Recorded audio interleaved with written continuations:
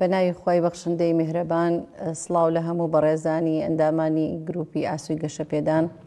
خۆشحاڵم لە خزمەتتانە بم بۆ تیشکی خستنە سەر بابەتێکی گرنگ کە ئێستا کوردستانی بەخۆیەوە سەرقاڵ کردووە.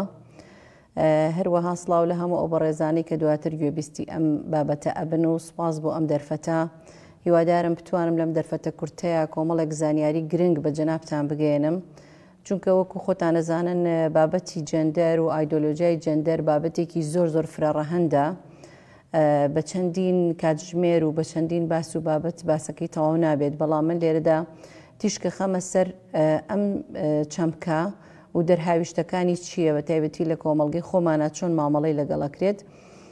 سەرەتا ئەمەوێ باس لەوە بکەم کە بەپێی بەدواداچوونی چاودێران و لێکۆڵەران و توێژەرانی ئەم بوارە، جێندەر ئایدۆلۆژیایەکە کە پۆست فێمینیزم و پۆست مۆدرنیزم هێنایەکایەوە، هەروەها هەندێکیش بە ئیمپریالیزمی کللتوری ناوزەدیەکەن، بە دەرهاویشتەی ئیمپریالیزمی کللتوری. مەبەستمان لە ئیمپریالیزمی کللتوری چییە؟ ئەو ئیمپریالیزمەیە کە ئەیەوێت هەموو ستایڵی ژیان لە هەموو لایەکی دنیاە بە شێوی ڕۆژئاوا لێ بکات، یعنی وەکو لایف ستایڵێک، وەکو شێوازێکی ژیان فەرزی کا بەسەر هەموو کۆمەڵگەکانە. هەرچەندە لە ڕواڵەتە بەس لە یەکسانی ڕێگەزی نێوان ژن و پیاوە یان نێر و مێیە، بەڵام لە ناواخندا هەڵوەشانەوەی بنیادی خێزان و کۆمەڵگەیە و دووبارە ڕێخستنەوە و دابەشکردنەوەی ڕۆڵەکانە لە نێوان نێر و مێدا. هەرچەندە جێندەر لەگەڵ شەپۆلەکانی فێمینیزما گەشەی کرد، بەڵام بوو بە مۆرکی قوتابخانەیەکی فێمینیزمی کە ئەتوانین بڵین دووەڕەوتی فێمینیزمە، ئەویش فێمینیزمی جێندەریە. وەکو معلومە کە شەپۆلەکانی فێمینیزم چەندین پۆلێنی بۆ کراوە. یەکێک لەو پۆلێنکردانە ئەوەیە کە شەپۆلی یەکەم لە ساڵی 1848 تا 1920 دەستی پێکرد، شەپۆلی دووهەم لە 1963 تا 1970، شەپۆلی سێهەم لە 1990ەوە تا 2000، شەپۆلی چوارەم لە 2000ەوە هەتا ئێستا. هەندێکیش بە شەپۆلی پێنجەم ناوی ئەبەن. هەرچۆنێک بێت ئێمە ئەتوانین بڵین ئەم فکرە لە سەرەتاوە بە چەنداوەکاریەکی ڕەوا وەکو بزوتنەوەی فێمینیزم پێشتر بە بزوتنەوەی ڕزگاری خوازی ژنان ناوزە دەکرا یەکەم جار لە سەدەی 19دا، کە چەنداوەکاریەکی ڕەوایان هەبوو.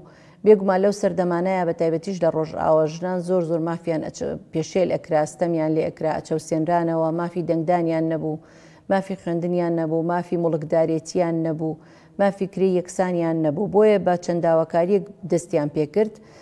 بەڵام دواییتر ئەم وەکو بڵیت بە ڕۆیشتنی کات، بە پێی سەدەکان، بە پێی تێپەڕبوونی کات، گۆڕانکاری بەسەر داواکاریەکانە هات، هەتاوەکو گەیشتنە ئێستا کە ڕەوتی فێمینیزم مۆرکێکی تری تازەی بەخۆیەوە، ڤێرژنێکی تازەی لەخۆی گرت کە ئەویش جێندەر فێمینیزمە، فێمینیزمی جێندەری. اینجا بێگومان ئەتوانین بڵین ئەمە ئەچێتە بواری ئەو لایف ستایڵی کە هەندێک بە ڕۆژئاواییکردن و بە ئەمریکیکردنی ناوزە دەکەن، چونکە ئێستا زیاتر لە ڕۆژئاوا ئەم بزوتنەوەیە لە گەشەتایە، هەرچەندە پەلی هاویشتەوە بۆ هەموو کۆمەڵگەکانی تر. ئێمەش بە دوور نەبووین لە پریشکی ئەو شەپۆلە. هەرچەندە ئێستا ئێمە لەم دەرفەتە کورتەیە ناتوانین باز لە هەموو بنەما فکریەکانی فکری جێندەر بکەین، چونکە ئەگەر بمانێت لە جێندەر تێبگەین ئەبێت لە بنەماکانی فکری ڕۆژئاوا تێبگەین. بۆ نمونە تاکگەرایی، ئەوان فۆکەسیان تەنها لەسەر تاکە، کۆمەڵگەیەکی تاکگەران کە تەنها تاک وەکو خۆی و بەرژەوەندەکانی خۆی و چێژی خۆی و ئەم جۆرە شتانە لە خۆ ئەگرێ. دوای ئەوە سەکیۆلاریزم بە هەموو شێوەیەک پچڕاندنی نێوان زەوی و ئاسمان، پچڕاندنی ئینسان مرۆڤەکان لە عالەمی غەیب و لە مێتافیزیک، کە ئەمەش پچڕاندنێکی وایە سەری کێشاوە بۆ بڕوانەبوون بۆ ڕۆژی دوایی کە مرۆڤ تەنها چانسێکی هەیە بۆ ژیان، بۆیە هەوڵ بە زۆرترین چێژ بۆ خۆی کۆکاتەوە. دوایتر چێژگەرایی لە ئەنجامی ئەو تاکگەرایی و ژیانی تاکی کە کۆمەڵگەکانی ئەوروپا و ئەمریکا تێکەوتون، سەری کێشاوە بۆ ئەم ڕەوتەی کە ئینسان بە دوای زۆرترین چێژا بگەڕێ. بێگومان نەفسی مرۆڤیش وەکو پێشینان ئەڵێن بیگریت مشتێکە و بەریەی دەشتێکە، بەڕاستی حەزەکانی ئینسان لە سنوورێکا بە هیچ شێوەیەک ناوەستێت، بەڵکو سەرێک کێشێ بۆ زۆر شت، ینی ڕۆژانشتی تازە ئەهێنرێتەکایەوە. بێگومان ئەوەی کە ئەمەی خێرا کرد مەسەلەی تەکنەلۆژیا بوو. ئێستا ئێمە بەهۆی بەجیهانی بوون و بەجیهانیکردنەوە بەهۆی تەکنەلۆژیای شۆڕشی تەکنەلۆژیای زانیاریەوە هەرچەندە ئەتوانین بڵێن سوودێکی زۆری بە مرۆڤایەتی گەیانوە، بەڵام بەدەریش نییە لەلایەنە نەرێنیەکەی یەکێکیش لەوانە جیهانیکردنی ستایڵی ژیان و بیرکردنەوە و ئەو مەسلەی پۆرنۆگرافی و ئەم جۆرە شتانەی کە هێنایەنەکایەوە بەداخەوە، یعنی مرۆڤ لە شکۆمەندی خۆی زۆر هێنرایە خوارەوە، تەنها کرا بە جەستەیەک و تەنها کرا بەوەی کە فۆکەسی تەنها لەسەر بواری سێکسی بێت، کە ئەمەش بەشێکە لە ژیانی مرۆڤ هەمووی نییە. خۆی گەورە ئەم مەسلەی غەریزە و ئانی لە مرۆڤەکان داناوە بۆ بەردەوامی ژیان، بەڵام ڕێوشێنی تایبەتی خۆی بۆ داناوە. بەڵام ئەوەی کە هەیە ئێستا بەداخەوە ئەیبینین ئەوەیە کە تەنها و تەنها فۆکەسەکان خراوەتە سەر بواری سێکسی لە هەموو بوارەکانی بڕیکلام و تەنانەت چۆتە بواری کۆمەڵناسی و دەروونناسی و سیاست و تەنانەت ژینگە و هەموو بوارەکان ئەتوانین بڵێن ئەمە ڕۆڵی تیا ئەبینێ بە مارکێتینگکردن و بە بازارکردنی جەستەی ئینسان. مرۆڤەکان کراونەتە بە ئامانجێکی سەرەکی لەوەی چۆن بازاری خۆیانی بۆ گەرمکەن، بە ئابووری خۆیانی پێبەرزکەنەوە. ئەمەش تەنها قسەی ئێمە نیە، بەڕاستی قسەی بریارەکانە، قسەی ئەو کەسانەیە کە پشگیری لە خێزانەکەن. یەکێک لەوانە خاتو جۆرجیا میلۆنیە سەرۆکوەزیرانی ئیتالیا باز لەواکە کە هەر ڕۆژەی ئێمە لە شوناسێکی خۆماندا ئابڕێنرین، لە شوناسی کۆمەڵایەتیمان، لە شوناسی ڕەگەزیمان، لە شوناسی ئاینی و نەتەوەییمان، بۆی تەنها بمانکەن بە ئالەتێک بەوەی کە ئێمە چۆن بکرین بە بازارێک بۆ ساختکردنەوەی کاڵاکان. چونکە مرۆڤەکان کە هەستی ئینتیمایەتیانەما بۆ دینیان، بۆ نیشتیمانیان، بۆ نەتەوەیان، بۆ خێزانیان، بۆ مرۆڤایەتی بەگشتی بە تایبەتی ئەکرێت ببێت بە ڕۆبۆتێک چۆنت بیەوە هی هەڵی سوڕێنی بەداخەوە. یعنی ئەمە زۆر لە شکۆی مرۆڤەکان ئەهێنێتە خوارەوە. ئەنجا ئەوەی کە ئەمڕۆ ئەگوزارێ لەسەر ئاستی جیهان لە بواری جەندەر ئایدۆلۆجیە ئەوەیە کە بەداخەوە زۆر تێ هەڵکێشەکرێ لەگەڵ بوارەکانی ترا کە هەندێکیان ڕەوان. بۆ نمونە بواری مافەکانی ئافرەت یان بواری مافەکانی مرۆڤ تێ هەڵکێش کراوە لەگەڵ ئەمەیە. ئەمە وەکو چۆنەڵی هەنگوین و ژەهرێک بەیەکەوە تێکەڵ بکرێت و لە قوتوویەکی جواندا پێشکەش بە کەسێک بکرێ، بەو شێوەیە من دێتە بەرچاوم. چونکە ئەوەی ئێستا هەیە ئەوەیە کە بەداخەوە لای خۆشمان لە کوردستان بە تایبەتی لە ساڵی 2021 و 2022ەوە کە سنتەرێکی جەندەری زانکۆیەکی تایبەت کاری لەسەر هاوردەکردنی ئەم فکرە کرد بە ڤێرژنی تازەی، بە ڤێرژنی جەندەر فێمینیزم و بە ڤێرژنی ئەجێندای LGBT کە لە 4 کۆرسە ئەم بابەتانی ئەم فکری خستۆتە ڕۆ. من ئەمڕۆ ئێستا لێرەدا تەنها و تەنها دەتیشکە خەمە سەر کۆرسی جێندەر و پەروەردە، چونکە خۆیان 4 کۆرسیان ئامادە کردووە، کۆرسی جێندەر و میدیام، جێندەر و کاری کۆمەڵایەتی، جێندەر و یاسا. بەڵام ئەوەی من وەکو پەروەرشیارێک وەکو مامۆستایەک توێژینەوەم کردبێ، لێکۆڵینەوەم کردبێ، 300 لاپەڕەی ئەم کۆرسەم خوێندۆتەوە و سەیری هەموو ڤیددیۆکانم کردووە کە لە 12 ڤیددیۆ 19 بابەت پێک دێت. ئەو تێبینیانەی کە بۆم دروست بووە لە سەرنجامی ئەو توێژینەوەی کە کردومە بە کورتی لە چەند خاڵێکە ئەتوانم بیخەمە خزمەتتان. یەکەمیان ئەوەیە کە بەداخەوە وەکو وتم یەکێک لە میکانیزمەکانی خستنە ڕووی فکری جەندەر ئەوەیە کە بە ئەجێندای ترەوە بتێکی بەئاڵێنی، وەکێک لەوانە ئاڵاندنی فکری جەندەریە بە ڕێگا زانستی و هاوچەرخەکانی وانەوتنەوە، پێداگۆجی، چۆن مامۆستایان زیاتر ڕێگاکانی وانەوتنەوە پێشکەوتوەکان، ڕێگا پێشکەوتوەکان پیادە بکەن. ئەمە شتێکی باشە، بەڵام بەچیەوە تێکەڵ کراوە بە ئەجێندای LGBTەوە بە شاز و ڕیسپەڕەکانەوە. بەداخەوە من نازانم پەیوەندی نێوان ئەم دوانە چییە، یعنی ئەوەی کە ئەکرێت ئێمە زیاتر بوانەوەی خزمەت بە بواری پەروەردە بکەین، ئەوەی ڕێگا زانستی و هاوچەرخەنوویەکان بێنین چۆن شکۆمەندی مرۆڤ زیاد بکەین، نەک لە شکۆمەندی ئینسانەکان بهێنینە خوارەوە ئەوەشی کە کێشەی ئێمە کێشەی بۆ دروستکەین. بەداخەوە ئەوەی کە ئێستا ئەگوزارێ هەندێک لە ئەوانەی کە پشتیوانی ئەم بۆچوونە ئەکەن ئەوەیە کە ئاڵێن ئەمە هەستێکی سروشتیە و ئەو ئینسانانە بەو جیناتەوە لەدایک بوون و ئەوانە.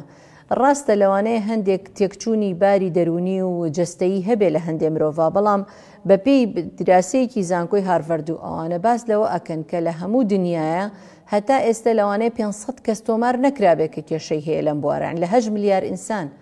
ئەمە بارێکە ئەبێت چارەسەر بکرێ، نەکبێنی ئەو مامەڵەی ئەوان و هەستی ئەوان وەکو بڵێ گشتگیر بکەی بەسەر کەسە ساغ و تەندروست باشەکانیشە. ینی ئەمە هەڵەکە لێرەوەیە.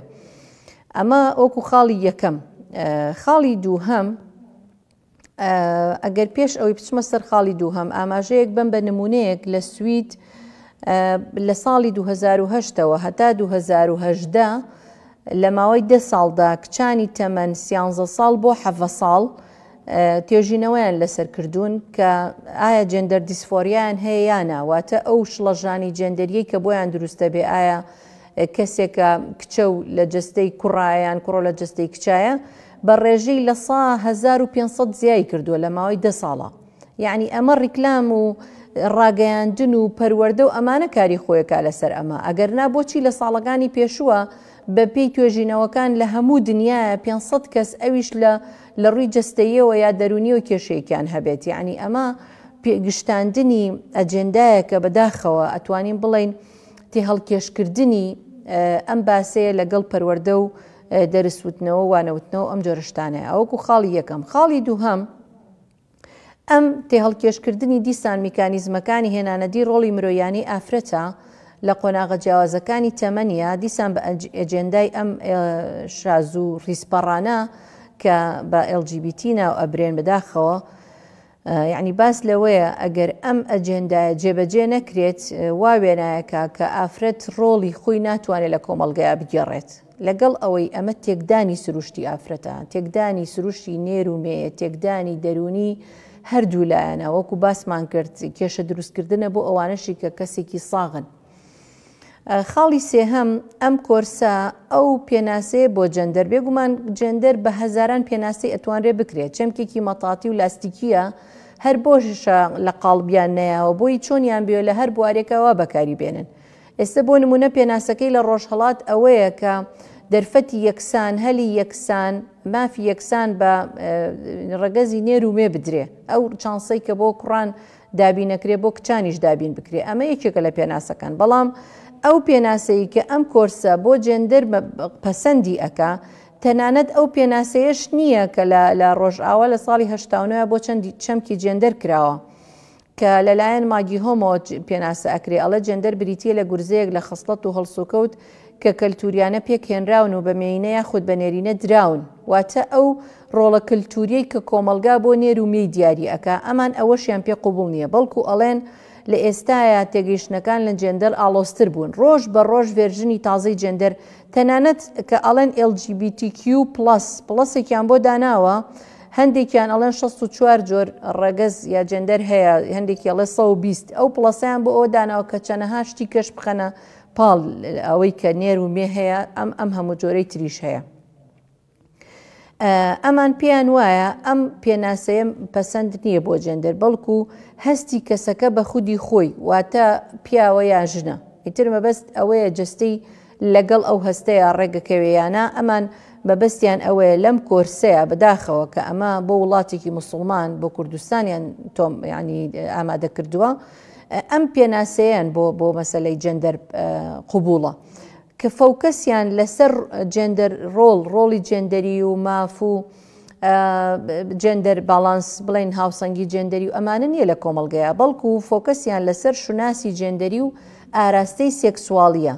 مەبەستیان لەم دوو چەمکە چییە؟ شوناسی جێندەری هەستی ئینسانە بەخۆی کە نێرە یامەیە، ئاراستەی سێکسواڵەتی بۆ دەرەوەی خۆیەتی، ئایا ئەم کێ بۆی سەرنج ڕاکێشە و بۆ کێ سەرنج ڕاکێشە، بۆ نێر یاخودمێ.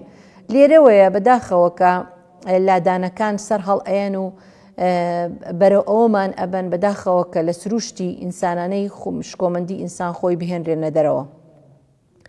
خاڵی سێهەم ڕەتکردنەوەی سیستمی دوانەیی واتە سیستمی زەوجیەت باینەری سیستم.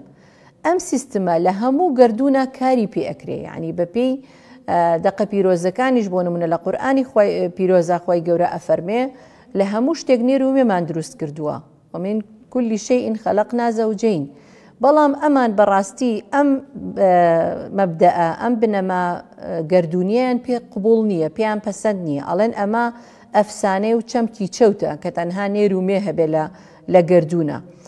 یعنی خۆیان اعتراف بە زاراوەی نێر و مێ ناکەن، بەڵام بەداخەوە لە کۆرسەکەیانە بە ناچاری بەکارێهێنن. بۆ نمونە تێرمی هاوڕەگەزخوازی نێر لەگەڵ هاوڕەگەزخوازی مێ ئەم دوانە بەکارەهێنن.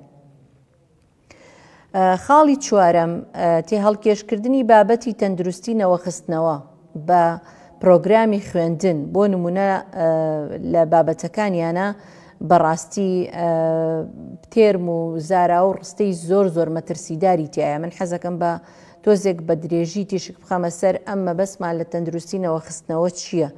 لەلایەن ڕێکخراوی تەندروستی جیهانیشەوە ئەم پرۆگرامانە پاڵپشت دەکرێ. لە کوردستانیشە هەوڵ ئەیەن کار لەسەر ئەم بوارە بکەن لە جیهانە بە SRHR بەناوبانگە. مەبەستیان لە چێ SRHR؟ ئەوەیە کە Sexual and Reproductive Health Rights، مافەکانی و تەندروستی نەوەخستنەوە و مافەت سێکسیەکان. مەبەستیان چییە؟ لە سەرەتاوە مەبەست بە لە ڕواڵەتە لە ڕوخسارەوە دەریەخەن کە مەبەستیان لە پەروەردەی سێکسیە. خەڵک بۆ نمونە نێر و مێ قوتابیان بە ڕەگەزی خۆیان بە لایەنی پێکهاتەی جەستەیان و ئەم جۆرەشتانە ئاشنابن. بەڵام ڕاستیەکەی ئەوە نییە، لە ناواخنا کۆمەڵێک مەبەستی تریان هەیە. یەکەمیان ئەوەیە کە گۆڕینی نۆرمی سێکسواڵەتی لە کۆمەڵگەیە بە شێوەیەکی ڕادیکاڵانە. مەبەستمان لە چییە لە فۆرمی سێکسواڵەتی لە کۆمەڵگەیە؟ ئێمە وەکو کۆمەڵگەیەکی موسڵمان بە پێی فەرمانی خوای گەورە، بە پێی قورئانی پیرۆز، بە پێی سونەتی پێغەمبەری خوا عەلەیهی سەڵات وەسەلام پەیوەندی نێوان نێر و مێ تەنها ئەبێ لە ڕێی گرێبەستێکی یاسایی و شەرعی و باوەڕپێکرا و ئاشکراوە بێ. پەیوەندی زایەندی یان سێکسی لە نێوان هەردوو ڕەگەزا بە هیچ شێوەیەک لە دەرەوەی چوارچێوەی خێزان و عەقدێکی شەرعی قبول نییە. ئەمەش بۆ چییە؟ بەڕاستی ئەمە ڕێگرتن نییە لە ئازادی مرۆڤەکان، ئەمە ئەو پەڕی ڕێزدانانە بۆ شکۆمەندی مرۆڤەکان، بۆ ژنیش و پیاویش، بۆ کچیش و کوڕیش، بۆ نێر و مێ، کە بە عەقدێکی یاسایی و شەرعی و بە ئاشکرا خەڵک بزانن ئەم دوو کەسە چوونەتە ژیانی هاوسەریەوە. ئەو ژیانە زەلکاوەی کە لە ڕۆژئاوا بۆ ژنی تێکەوتووە. بەڕاستی ژنان لە ڕۆژئاوا و لە ئەمریکا بە پێی ئەو ئامارانەی خۆیان بەداخەوە لە ساڵی 2020 تەنها لە 2020 لە سەدا 41 ئافرەتانی ئەمریکا لە دەرەوەی چوارت پێش هاوسەرگیری مناڵیان بووە. باشە ئەم مناڵانە مافیان نییە، ئەم مناڵانە کە نازانن دایکیان کێیە و باوکیان کێیە. یەکێک لە ئامانجەکانی مەسەلەی برەودان بە ئەجەندای LGBT ئەوەیە کە ئەم شتانە کەم کرێتەوە، یعنی سوورێک بۆ ڕێژەی دانیشتوان دابرێ. دوای ئەوە برەو بە لەباربردن ئەیە کە ئەم مناڵانە خەلقە بن لە ئەنجامی ئەم پەیوەندیە ناشەرعیانە پەنا بۆ لەباربردن نەبن. بەداخەوە لەعنی بە جەریمەی نازان، بە تاوانی نازان کە مناڵێک هێشتا هەوای سەرزەوی هەڵەمژی و ئەوانەی کوژن. یعنی بۆی هەیە ئەم مرۆڤە کە خوای گەورە خەڵقیەکە ئینسانێکی زۆر باش و خزمەتگوزاری بۆ کۆمەڵگە لێ دەرچێ. بەڵام ئەمانیان بەداخەوە لە شوێنێکی وەکو ئەمریکا لە ساڵی 1970 و هەتا ئێستا هەتا ساڵی 2022 6 ملیۆن مناڵ لەبار براوە بەپێی سایتی ستاتستیکس کە خۆیان ئامارەکاندا ئەنێن. 6 ملیۆن ئینسان کە بەداخەوە ئەمە بە تیرۆریزم و بە جینۆسایدیش لە قەڵەمی نایە ئەمریکا. بەڵام سەیرەکەی ئەو مۆرکانە بە ئایدۆلۆژیا و بە دین و بە کەسانی ترەوە ئەلکێنێت. لە ساڵی 2007 لە کەنەدا 6 ملیۆن ببورن 650 ملیۆن دۆلار تەرخان کراوە بۆ پرۆگرامی نەوەخستنەوە، مەسەلەی پەروەردەی نەوەخستنەوە و سەحەی ئینجابی. جا ئەمە بەبەستیان چییە لەم پەروەردەی نەوەخستنەوەیە و یان مافە سێکسیەکان؟ ئەوەیە کە کچیش و کوڕیش لە دەرەوەی چوارچێوەی خێزان ئەو بتوانن ئەو علاقاتانیان هەبێ و کە مناڵ دروست بوو کێشیان نەبێ لەباری بەرن و ئەو ستیگما یان لەکە کۆمەڵایەتی کە بۆیان دروستە بێ کاڵی بکەنەوە. ینی بەڕاستی ئەیانەوێ فۆرمی سێکسواڵەتی لە کۆمەلگای بە شێوەیەکی زۆر ڕادیکاڵانە بگۆڕن. یعنی ئێمە وەکو چاودێرانی بواری جێندەر لە ئەوروپا و ئەمریکا، یعنی لە بەتایبەتی لە ئەوروپا سەری کێشاوە بۆ کۆمەڵێک شت، یعنی ئەم بابەتە سەر ئەکێشێ بۆ کۆمەڵێک بابەت کە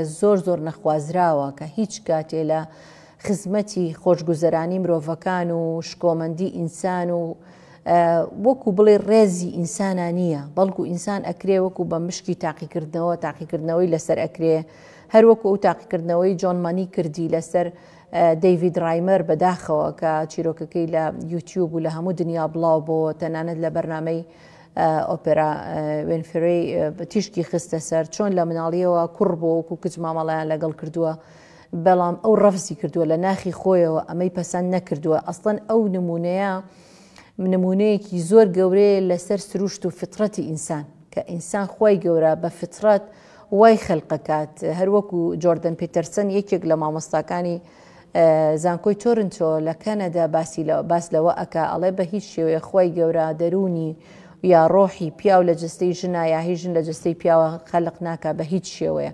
لە ڕووی بایۆلۆجی و فسیۆلۆجیشەوە بەڕاستی هەموو خانەکانی جستەی نێرە و جستەی مێیە. هەر بۆیە پزیشکەکان لە گواستنەوەی یا چاندنی گورچیلە بۆ ئینسانەکان گورچیلەی نێر بۆ نێر نسبەتی سەرکەوتنی زیاترە، هەروەها مێ بۆ مێ، تەنانەت بۆ شتێکی ئاوا. یعنی ئەوانەی کە ئەڵێن خەڵک ئەتوانێت جەندەری خۆی بگۆڕێ، مرۆڤ ئەتوانێت ڕەگەزی خۆی بگۆڕێ، بەڕاستی ئەمە تەنها وەهمێکە بۆ ئینسانەکانیان دروست کردووە بە هیچ شێوەیەک. وەکو یەکێک لە مامۆستاکان نمایشێکەکە خۆی ئەکا بە پشیلە، ئەڵێ ئایا من کە بمیاوێنم یا بڵم پشیلەم بووم بە پشیلە؟ ئێمە بۆچی ئەم درۆیە لەگەڵ مناڵەکانە ئەکەین؟ بەداخەوە ئەم پەروەردەی نەوەخستنەوەیە چۆتە ناو باخچەی ساوایان و دایانگەکان لە سوید و لە وڵاتە ئەوروپیانە کە هەر خۆیان درۆیکی گەورە لەگەڵ ئەو مناڵانە ئەکەن. مامۆستای ژنە خۆی کردو بە پیاویا بە پێچوانەوە.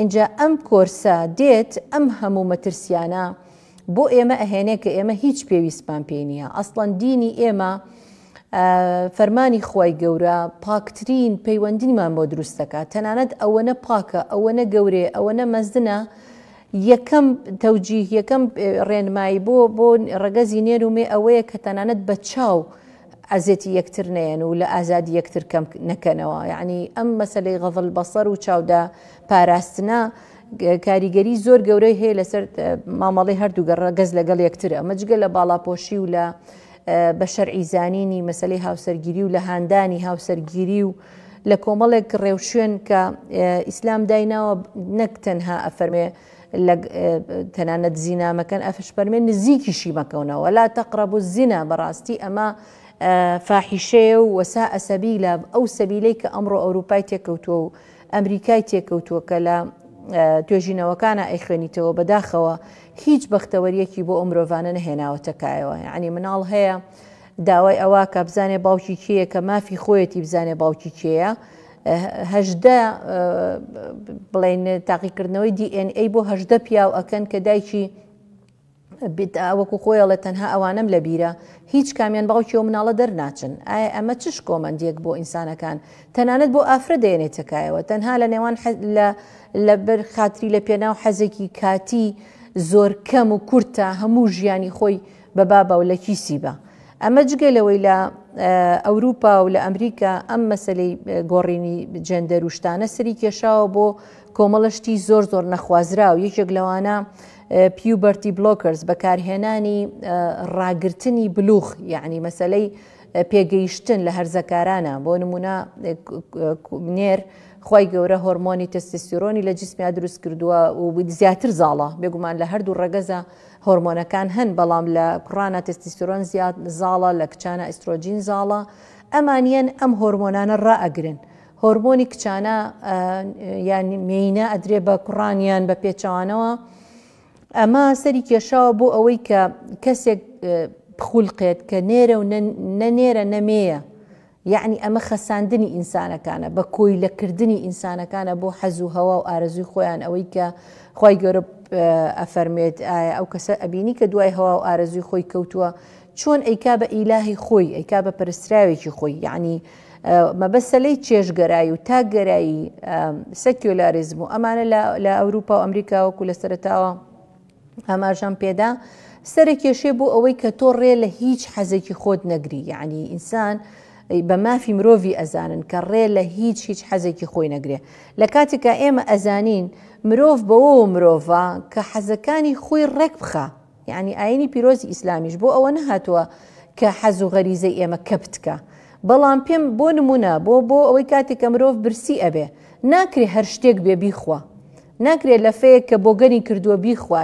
ناکرێت نانێک کە ڕووی پێوەیە بیخوا خۆی حەزی ناچێتە سەری یعنی ئەمە نییە کە ئینسان برسی بوو لە هەر کاتێکا بێ هەرچی دەستکە و بیخوا نەخێر پاکیش بێ و حەڵاڵیش بێ ینی بەرجەکانت بۆ دانراوە تەنانەت ئەو کە ناکرێتەوە کە تینود بوو هەر ئاوێک بێ بیخۆیتەوە ناکرێت کە حەزی سێکسیت هەبوو لە هەر شوێنێک و لە هەر کاتێک و لەگەڵ هەر کەسێکا بێ چونکە ئەمە بەرپرسیارەتیە بەداخەوە چەنەها نمونەمان هەیە لە ئەوروپا و ئەمریکا کوڕێکی گەنجە کاتێکە گەڵفرێندەکەی پێڵێ من دووگیانم ئەڵێ من بڕۆ لە باری بەرە من ێستا گەنجم هێشتا تااقەتی هەڵگرتنی ئەم مەسئولیەتەم نییە یعنی ئافرەتی ئەوێ بەداخەوە زۆر مەمنونی پیاوێک ئەبێ کە بە حەڵاڵی بە عەقدێکی ڕەسمی قانونی زەواجی لەگەڵا بکە ئێمە بۆچی ئەم ژیانە پرزەلکا و نەهامەتێ بۆ وڵاتی خۆمان بێنین کە ئێمە سپاس بخوا تا ئێستا لەمەوە دوور بووین و انشاءالله هەر دووری شێبین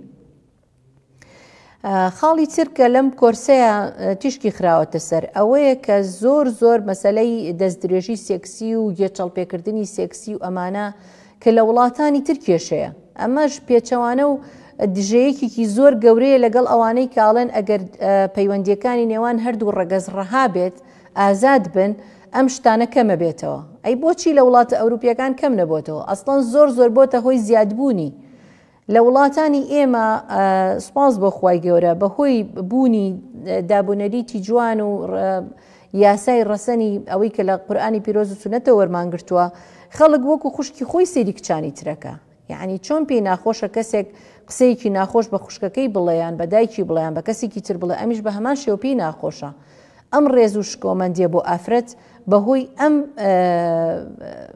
ئایدۆلۆژیا قێزەونەوە بەڕاستی زۆر کەمە بێتەوە و نامێنێ خاڵێکی تر ئەوەیە کە بەداخەوە ئەم کۆرسە هاتووە توێژینەوەکانی ساڵانی ڕابردووی هاوردە کردووە تەنها کۆپی پەیستێکیان کردووە و تەرجەمەیان کردووە ئەم وڵاتانش زۆر دوورن لە واقع و کللتوری وڵاتی ئێمەوە وڵاتەکانی وەکو کوێ وەکو پیرۆ مالاوی کامبۆدیا بەنگلادێش هندستان پاکستان ئوسترالیا مۆزەمبیق گواتیمالا هەروەها وڵاتانی ئەفریقای باشوور وەک ڕواندا کۆنگۆ گانا تەنزانیا ئەلەمانەوە وەرگیراون یعنی نەهاتوون توێژینەوە لەسەر وڵاتی خۆمان بکەن لەسەر کۆمەڵگەی ئێمە کللتور جیاوازی کللتوریمان زۆرە لەگەڵ هەر وڵاتێکی تران نەک جیاوازی کللتوری لە نێوان شارەکانی کوردستانیشا کۆمەڵک شتمان هەیە لە کللتورمانە جیاوازە تۆ چۆن ئەکرێ وەکو چۆن ئالەتێکی ئەلکترۆنی یان هاندێک یان پرۆجێکتەرێک یا لاپتۆپێکە هێنی بەکاری هێنی یەکسەر کللتورێکی ئەوروپی یا ئەمریکی بێنی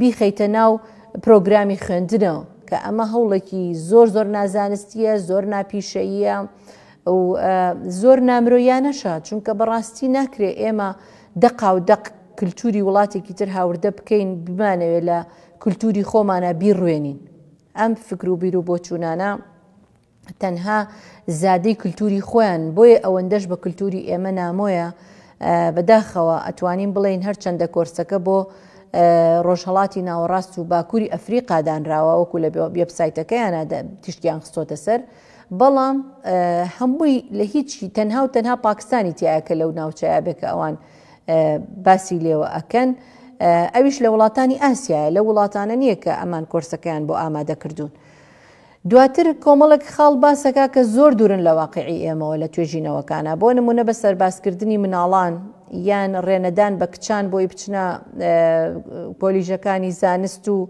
تەکنەلۆژیای زانیاری و ئەندازیاری و بیرکاری ئێلای ئێمە بە هیچ شێوەیە وەرگرتن لە خوێندن بۆ کچانیش و کوڕانیش ئازادانەیە بەپێی کۆنمرەیە کەس ڕێ لێ نەگیراوە بۆ هەر پسپۆڕیەک بخوێنێ. دوایتر باز لەوە کاڵێ کچان بەهۆی کێشە و ئاستەنگەکان و ناتوانن پلەی بەرز بەدەست بێنن بە پێچەوانەوە ساڵانە یەکەمەکانی قۆناغە جیاوازەکانی خوێندن ژمارەیەکی زۆر باش ڕێژەیەکی زۆر باش لە کچانی تایە. ئەمەش دیسان دژەیەکێکە کە بەداخەوە چەندین دژەیەکی تری لە خۆ گرتووە. دەتوانم لێرە تیش بخەمە سەر چەند دژەیەکێک لەوانە وەکو باسمان کرد توێژینەوەی وڵاتانی ترە هێنراوە بۆ ئێمەکە لەگەڵ ئاین و دابوونەریت و کللتور و تایبەتمەندی ئاین و کللتوری مسلمانانە بە هیچ شێوێ ناگونجێ. خاڵێکی تر باز لەوەیە کە ئەم کۆرسە بۆ وڵاتێکی مسلمان ئامادەکراوە بەڵام وەکو کەمینە مامەڵە لەگەڵ فێرخوازە مسلمانەکانەکە تەنها لە هەفتەی نۆهەمە باز لە توێژینەوەیەکەکە کە لە ئوسترالیا کراوە لەسەر لە زانکۆیەکی ئوسترالیا کە لەوێ قوتابیە مسلمانەکان بێگومان ژمارەیان کەمە هەرچەندە لەوێشە ئەڵێ پێویستە ڕێز لە دابوونەریتی ئاینی کۆمەڵگەکان بگیرێت بەڵام بەداخەوە خۆی هەموو شتەکانی پێچەوانی ئاینی پیرۆزی ئیسلامە یعنی هەر هێنانی ئەم کللتورە نامە و ئەجێندای LGBT هەر خۆی بە پێچەوانەی ئاینی پیرۆزی ئیسلامە کە بێگومان لە ئاینی پیرۆزی ئیسلامە مافی هیچ کەسێ بەوانش کە لە ڕووی طبیەوە پێیاڵەن ئینتەرسێکس پشتگوێ نەخراوە پێشێل نەکراوە ڕێوشێنی خۆی بۆ دانراوە کە بە لایەنی پزیشکی یان نەشتەرگەری بە هەر دەروری هەر چۆنێک بێ پزیشکە بە ڕێزەکان باشتر ئەزانن کە چارەسەری بکەن بەڵام تۆ بهێنانی ئەم ئەجێندایە و سەپاندنی بەسەر کەسە ساغ و تەندروست باشەکانیشە ئەمەیە تاوانەکە بەڕاستی لێرایە. دیسان لە کۆرسەکەی ئاماژە بەوە کراوە کە ئەبێت لە منهەجی تەندروستی سێکسواڵە ئەم مەسەلەی نەوەخستنەوە ئەوانە بەها ئیسلامیەکان و هاوسەرگیریەکان و ئەمانە دەستی بۆ نەبرێ بەڵام سەراپای مەسەلەی تەندروستی نەوەخستنەوە هەمووی پێچەوانەی بنەماکانی ئیسلامە. بۆ نمونە باسی سێکسی سەلامەتەکە. سێکسی سەلامەت چییە؟ یعنی ئەمەیە لە نێوان هاوڕەگەزەکان ئابێ یان بەکارهێنانی ڕێگریەکان لە دووگیان بوون یعنی بەڕاستی ئەمە زۆر شەرمە لە وڵاتێکی وەکو بەریتانیا لە سەدەی 90ەوە 200 ساڵە کار لەسەر ئەماکرێ هێشتا بەترسەوە خستویانەتە ناو منهەجی خوێندنەوە بەڵام کەسێک بێت یەکسەر کۆپیپەیستی ئەمە لە وڵاتێکی وەکو ئێمە باز لەم شتانە بکە نازانم ناوی بنێم چی بەڕاستی ئەمە ئەو پەڕی ناپیشەیی بوون و نازانستی بوونە. جگەلەوە باز لە باربردننی سەلامەتەکە ئەم مەسلەی پەروەردەی نەوەخستنەوەیە باسی ژوانگرتنی سێکسی ئەم جۆرەشتانە دەیتین کە بە هیچ شێوەیە لە وڵاتی ئێمە و لە دینی ئێمە نەک ئەوە بەڵکو بە سیرکردنێکیش بە چاوتێبڕینیش کەس بۆی نییە مافی ئەوانی تر پێشێل بکە. بۆیە زۆر ڕخنش لە هاوسەرگیریە گرێ وەکو دامەزراوەیەک باسیێکە کە زیاتر سوود بە پیاوانە گەێنێ نەک ژنان بەس لەوا کاکە ژنان لە چوارچێوەی خێزانە ئەچەوسێنرێنەوە ستەمیان لێ ئەکرێ مافی خۆیان وەرناگرن. ئەم جۆرە بیر و بۆچوونانە ئەخاتە مێشکی قوتابیانەوە ئەگەر خوا نەکردە ئەم منهەجە بخرێتە ناو منهەجی خوێندنەوە. جگەلەوەش باس لەوە ئەکات کە ئەم ئاماژە بۆ سوودەکانی پۆلی تاکڕەگەزەکە واتە خوێندنی کچان بەجیا و کوڕان بەجیا باز لەوە کە ئەگەر قوتابیان ڕەگەزیان هەر خۆیان بن ئازادیکی زیاتریانەیە کە پرسیاری هەستیار لە مامۆساکانیان بکەن بە تایبەتی ئەگەر مامۆساکە لە ڕگەزی خۆیان بێواتە مامۆسای ئافرەت بۆ کچان و مامۆسای پیا و بۆ کوڕان کەچی بە هەموو شێوەیەک هانی ئەوە ئەیە کە خوێندن تێکەڵ بێت یعنی باس لەواکە کە خوێندن تێکەڵ بێ و خوێندنی تێکەڵ باشترە هەرچەندە زۆر باز لە کۆمەڵێک یعنی دیاردە ئەکە کە لە وڵاتی ئێمە کێشە نییە بەڵکو هاوردەکردنی کێشەیە بۆ وڵاتی ئێمە. من لە کۆتایی ئەم باسەیە حەز دەکەم تیشک بخەمە سەر دوو خاڵی گرنگ کە ماوە یەکێکیان ئەوەیە زۆر جار کەسانێک کە توێژینەوەیان لەم کۆرسانە نەکردو باز لەوە ئەکەن کە ئەڵێن بە هیچ شێوەیەک ئایدۆلۆژیای جەندەر پەیوەندی بە مەسەلەی LGBT و هاوڕەگەزبازی و ئەم جۆرەشتانەوە نییە. بەڵام من تەنها یەک بەڵگە ئەخەمە ڕوو کە لەم کۆرسەوە وەکو داتا وەرم گرتووە تەنها و تەنها ئەو تێرمانەی کە لەو هەفتانەی کە دانراوە بۆ ئەم کۆرسە مامۆستا بیخوێنێت لە 300 لاپەڕی ئەیفۆرا 92 جار باس لە وشەی سێکسواڵەتی و سێکسوال ئۆریەنتەیشنەکە. سێکسوال ئۆریەنتەیشن وەکو باسمان کرد ئاراستەی سێکسیە، ئینسان بۆ دەرەوەی خۆی کێ بۆی سەرنجڕاکێشە یا ئەم بۆ کێ سەرنجڕاکێشە. 92 جار ئەم تێرمانە باس کراون. 24 جار باسی هۆمۆسێکسوال و گەی و لێسبیان ئەم جۆرەشتانە کراوە کە بە خۆی وەکو خۆی ئاماژەی پێکە هاوڕەگەزخوازی نێر و مێ. 36 جار تێرمەکانی LGBT و جێندەرگۆڕ و ئەم جۆرەشتانە دووبارە کراوەتەوە. 8 جار باسی ڕەتکردنەوەی دوانەی جێندەرەکەوەی کە باسم کرد، ڕەتکردنەوەی زەوجیەت لە کەونە قانونی سیستمی دوانەی باینەری سیستم 8 جار باسیەکە.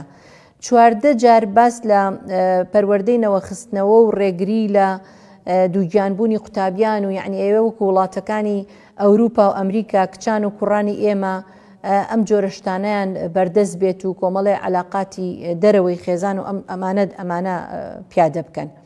7 جار باسی شەبەنگی جێندەرەکە کە شەبەنگی جێندەر بەحساب لە دەرونی مرۆڤەکانە هەیە و چەندین جێندەر لە خۆیە گرێ و مرۆڤەکان تەنها نێرومێنین. 18 جار باسی شوناسی جێندەریەکە وەکو باسمان کرد ئایدۆلۆژیای جێندەر ڕەهەندی زۆرە، بەڵام دوای ڤێرژنی ئەوەیە کە زۆر فۆکەسیان لەسەر شوناسی جێندەری و ئاراستەی سێکسوالیە کە ئەمەیە مەترسیەکەیە لە ئایدۆلۆژیای جێندەرە. 18 جار باسی لەم تێرمانەش کردووە. ئێمە چی بکەین؟ پێویستەکە چی بکەین بەرامبەر ئەم ئایدۆلۆژیای جێندەرە؟ بەڕاستی خاڵی یەکەم ئەوەیە کە ئێمە بە زانستیانە لێکۆڵینەوە لەم فکرە بکەین کە بەداخەوە ئەوروپا و ئەمریکای تەنیوە و بەرە وڵاتەکانی ئێمە شۆک و چۆن کۆڤید-19 بە هەموو جیهانە بڵاوبەوە ئەم فکرە نامۆ و قێزەونە و نامۆ بە دەروون و بەگەردوون بەڕاستی ئەیانەوێ بیسەپێن و بڵاویکەنەوە. ئێمە بە زانستیانە بزانین ئەم باسانە چییە بۆی بتوانین بەدیلەکانی دابرین. یەکێک لەوەیە ئەو بەدیلانە بەڕاستی ئێمە لە ئاینی پیرۆزی ئێمەیان نەمافی ژن نەمافی پیا و پێشێل نەکراوە. ئەوەی کە هەیە لە کۆمەلگا هەر کۆمەلگەیەک بە پێی تایبەتبەندی خۆی کێشەی هەیە، ستەم و چەوسانەوەی تایە. ئێمە ئەبێ بە پێی دابوونەریت و تایبەتمەندی کولتوری و ئاینی خۆمان ڕێگا چارە بۆ کێشەکانی خۆمان دابنین، نەک ئەوەی کە ئێمە نەخۆشیەکمانە بەڵام بچین دەرمانی دەردێکی تر بێنین لە ئەوروپا و ئەمریکا و بێن بە ئینسانەکانی خۆمان. دوای ئەوە بە هەموو شێوەیەک ڕێگە هاوچەرخەکانی پێداگۆچی لە ئەم مەسەلەی LGBT و ئایدۆلۆژیای جەندەرە ئەبێ بە دوور بێت بە هەموو شێوەیەک. ئێمە هیچ کاتێ نوکولیمان لەوە نییە کە مامۆستایان خولی بەرەو پێشچوونی خۆیان باشترکردنی ئەدای خۆیان وانەوتنەوەی خۆیان ببینن، بەڵام بە هیچ شێوەیەک لەگەڵ ئەوانین کە ئەمە تێکەڵ بکرێ.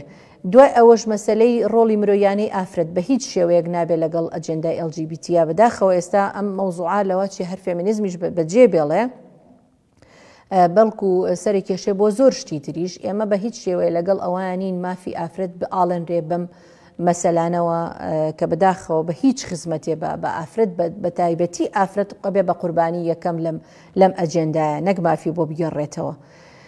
خاڵێکی تریش ئەوەیە کە ئێمە مەسەلەی هۆشیاری سێکسی و پەروەردەی سێکسی بەو جۆرەی کە لە ئاینی پیرۆزی ئیسلامە هەیە، هەر لە مناڵیەوە دایکوبان و باوکان ئەبێت وەڵامی پرسیارەکانی مناڵ بدەنەوە، ئەبێ مەسەلەی زایەندی و لایەنی سێکسی بۆ نەکەن بە شتێک کە ئەمە قەدەغەیە و بڤەیە و بە هیچ شێوە ناکرێ باسیگا. بە شێوەیەکی زۆر زانستیانە شتەکانی بۆ باسکەن بەپێی ئەوەی کە لەگەڵ تەمەنی مناڵەکان یا هەرزەکارەکان یا گەنجەکان ئەگونجێ. شتی ئاماژەی زۆر جوان و ڕێنمایی زۆر عەزیممان هەیەمە لە دینی خۆمانە. تەنانەت پێغەمبەری خوا عەلەیهی سەڵاتو وسەلام فەرمێ کاتێک کە مناڵان فێری نوێژەکەن لە تەمەنی 10 ساڵیە بڵێن وەکو فەرز مامەڵەی لەگەڵا بکەن، فەرقوا بینهم فی المەضاجع، یعنی لە جێگەی نووستنیان جیا بکەنەوە. دوای ئەوە لەمە باسی سووڕی مانگانی ئافرەت کراوە، باسی پەیوەندیەکانی نێوان هەردوو لا کراوە. عنی ئەمە شتێک نییە بڤە و قەدەغە بێ. ئەسڵەن دینی ئێمە دینێکی زۆر ڕاقی و مەزن و زۆر جوانە کە ڕێنمایەکان زۆر بە شێوەیەکی زانستی و علمی و مرۆڤانە بە هیچ شێوەیەکی لە شکۆمەندی ژن و پیاو کەم ناکاتەوە و زانیاریەکانیش ئەخاتە ڕوو بەبێ هیچ شەرم و شکۆیەک لە کتێبەکانی فقها لە وتاری زانایانە ئەتوانین ئێمە سوود لە هەموو ئەم شتانە وەربگرین و هیچ پێویستمان بە هاوردەکردنی ئەم فکرە نامۆیە نییە کە ژیانی بە تایبەتی کۆمەڵایەتی خۆمان تێک بدەین و ئافرەتیش دیسانەوە بکەینەوە بە قوربانی ئەم فکرەنامە و هاوردەکردنی ئەم ئیمپریالیزمە کللتوریە کە ئێوێ هەموو شتەکان پسەپێنێ بەسەرمانە. هیوادارم سوودێکم بە جەنابتان گەیان دەبێ. جارێکی تریش زۆر سڵاو ڕێز بۆ هەمووتان کە ئامادە بوون. وەسەلام عەلەیکم و ڕەحمەتوڵڵاهی وبەرەکاتوه.